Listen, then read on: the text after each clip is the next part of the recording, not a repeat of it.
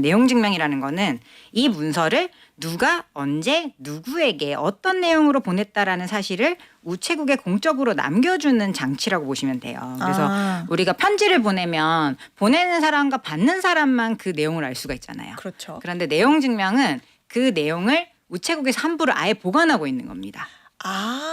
그래서 내가 보냈다라는 사실을 공개적으로 이렇게 남겨놓는 장치다라고 보시면 돼요. 그래서 그 자체로 뭐 이게 편지이기 때문에 사실은 어떤 법원의 판결을 받았다거나 뭐 결정을 받았다거나 그런 건 아니라서 뭐 이것 때문에 내가 갑자기 뭐 통장이 막힌다던가 불이익이 자동으로 생성되는 일은 없습니다. 그래서 내용 증명 주로 어떨 때 보내냐면 이제 말로 하니까 해결이 안 되니까 이제 법적 절차로 가겠다라는 예고 신호인 경우가 많고요.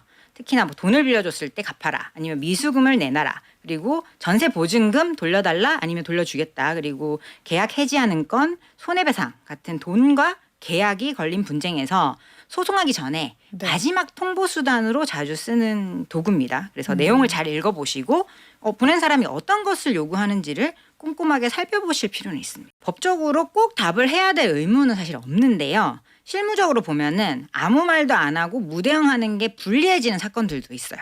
예를 들어서 상대방이 몇 월 며칠까지 이 사항을 이행하지 않으면 뭐 계약을 해지하겠습니다라고 하든지 아니면 이 돈을 지급하지 않으면 지연 손해금까지 얹어서 청구하겠다라는 것처럼 시점을 걸고 또 선택을 걸게 되는 그런 경우가 있거든요. 근데 이때 아무 답이 없으면 나중에 이게 소송으로 갔을 때 상대방이 이렇게까지 여러 번 통보했는데도 이 사람은 아무 말이 없었고 그대로 인정했다라는 식의 어떤 정황 증거가 될 수 있는 거예요. 그래서 이 내용이 맞지 않다면 반박하는 답변을 꼭 해야 될 필요가 있습니다.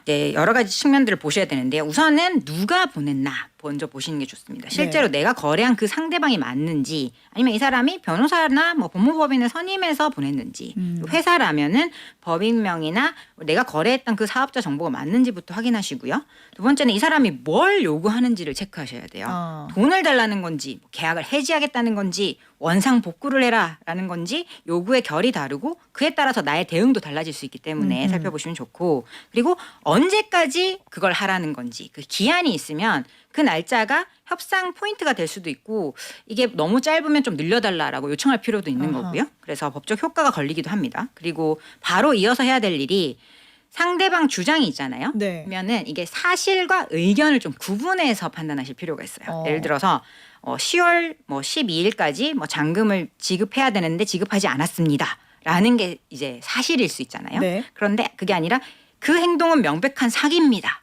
이렇게 판단하는 의견 같은 게 있을 수 있잖아요. 이걸 분리해서 어떤 내용을 어떻게 반박할지를 조금 선명하게 구분하실 필요가 있겠습니다. 권리에 소멸시효가 있다는 거는 많이들 알고 계신 건데요.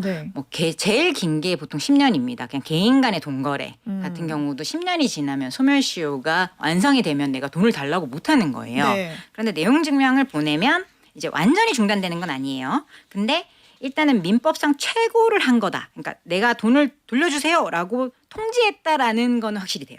그렇게 되면 그때로부터 6개월 내에 소송을 하시면 내용 증명으로 인해서 이제 시효가 중단됐다라고 봐줍니다. 그러니까 예를 들어서 만약에 10년 정도 됐어요. 9년 8개월, 9년, 10개월 다 됐어요. 그런데 이 사람이 계속해서 돈을 안 돌려주고 있다면 소송 가기 전에 내용 증명을 먼저 한번 보내고 그 내용 증명을 보낸 날로부터 6개월 안에 지급 명령이라든지 민사소송 그리고 가압류 같은 걸 절차를 밟으시면 이제 그 시효가 완성이 되지 않았다라고 보기 때문에 내용 증명이 상대방에 도달해야만 시효 중단의 효력이 발생하니까 만약에 이게 잘 안 된다 그럼 빨리 소송을 가셔야 되는 거죠. 그렇군요. 내용 증명 받으셨다고 놀라지 마시고 문서 내용부터 꼼꼼하게 살펴보시면 좋습니다. 그리고 사실관계와 증거 분리해서 정리해 보세요.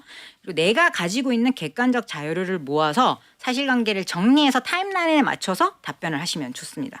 답변하실 때 전부 수용할 건지 일부 수용할 건지 전부 다 반박할 건지 결론을 내서 정리해서 보내시고요. 답변 문서에는 감정을 빼고 사실과 의견만 담백하게 전달하시는 게 좋겠습니다.